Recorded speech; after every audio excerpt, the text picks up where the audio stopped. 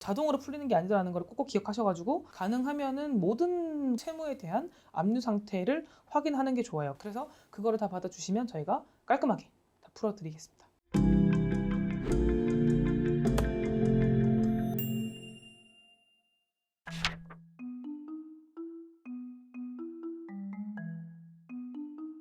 변호사님, 압류된 통장에서 돈을 빼는 꿀팁이 있으시다고.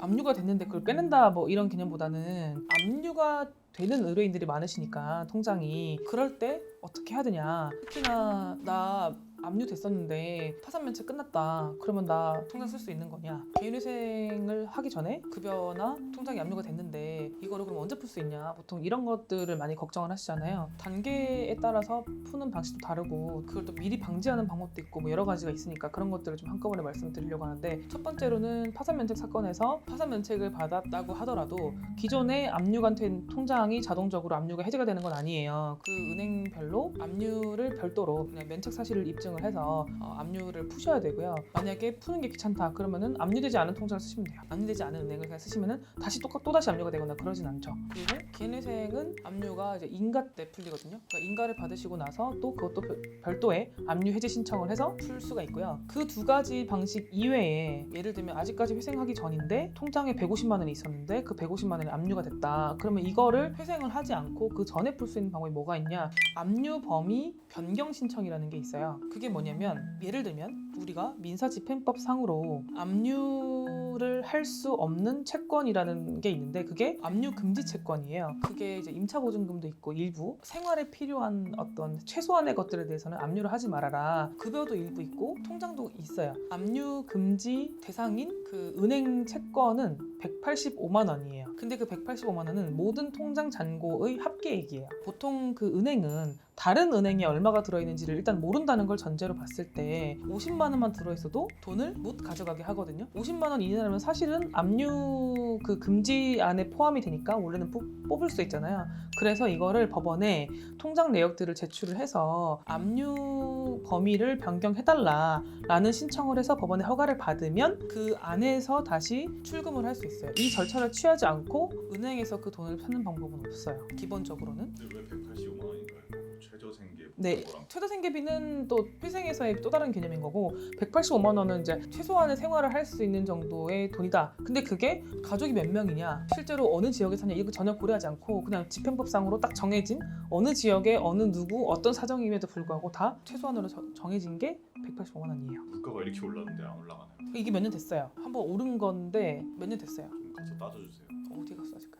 이게 한 2달 정도 걸려요. 빨리 끝날 수도 있는데 이거 당장 찾아가지고 생활을 해야겠다라고 좀 하긴 어렵고 그냥 잔고만 내면 또 끝나는 것도 아니라서 번거롭다 절차가. 이런 것들을 은행들이 좀 알아서 해주면 좋겠는데 그게 좀 어렵다라고 보시면 되고, 두 번째는 이제 압류 방지 통장을 만드는 방법이 있는데요. 압류 됐을 때의 해결 방법이 아니라 압류를 좀 미리 미연에 방지하는 건데, 국민기초생활보장법 상에 기초적인 생계 유지를 위해서 사용하는 통장이 있어요. 그 급여 수급 계좌라고 하거든요. 그거는 이제 채권자들이 압류를 못하게끔 하고 있고, 비용들이 뭐가 있냐면 기초생활보장급여, 기초노령연금, 한부모 가족 지원급여, 장애인연금, 장애수당, 실업급여, 요양비, 이런 것들은 요 통장에 넣어두시면 이제 여기에 대해서는 압류를 할 수 없도록 되어 있어요. 그래서 사실 수급자분들 많이 알고 계신데 그래도 이걸 알고 계시면은 모르시는 분들은 이제 활용하시면 될 것 같고, 이제 은행의 경우에는 예를 들어서 설명드리면 노령연금 같은 거를 일반 계좌로 받으시게 되면은 그거를 또 압류할 수 있잖아요. 그래서 이거는 반드시 여기로 들어올 수 있도록 그렇게 하셔야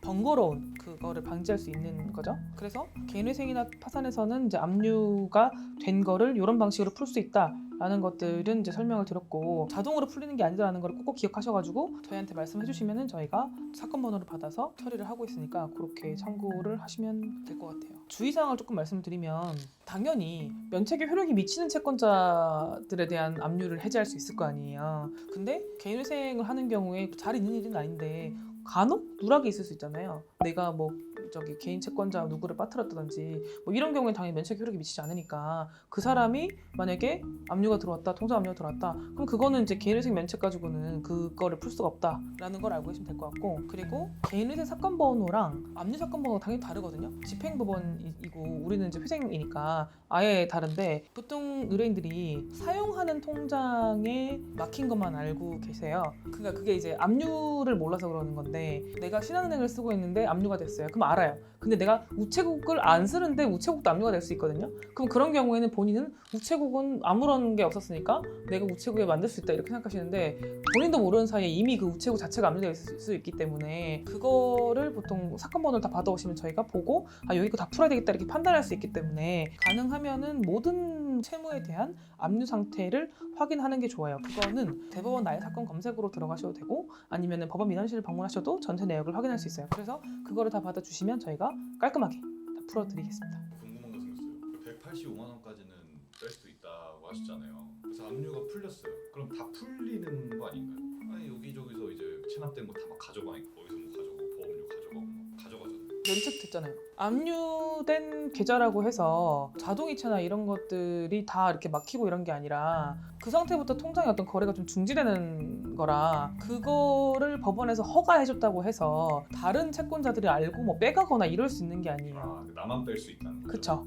185만 원은 못 건드리게 하는 거라서 본인이 그거를 통보를 받고 그거를 은행에 들고 가서 나 이거 범위가 변경됐으니 이 50만 원을 찾을 수 있게 해달라라고 하면은 거기서 빼주는 거예요. 사실은 그 압류된 금원을 보통은 개인회생 같은 경우는 1회차 변제금으로 반영을 하거든요. 그런 어떤 실무 처리 방법을 제외하고 압류된 통장에서 돈을 찾는 방법이라는 거는, 그러니까 예를 들면 지금 회생 전인데 일단 당장 그 돈부터 풀어서 써야 되는 상황인 경우에는 압류 범위 변경 신청을 활용해 보시면 될 것 같고, 내가 지금 회생 파산을 했는데 나 통장 쓸 수 있어? 이게 지금 궁금하신 분들은 어떻게 풀어서 쓸 수 있는지에 대해서 참고를 하시면 될 것 같고, 어떤 분들은 이제 계속 영원히 압류가 되지 않는 어떤 그런 보호 장치가 필요하신 분들은 압류 방지 통장을 활용해 보시면 될 것 같다, 그런 거죠. 네.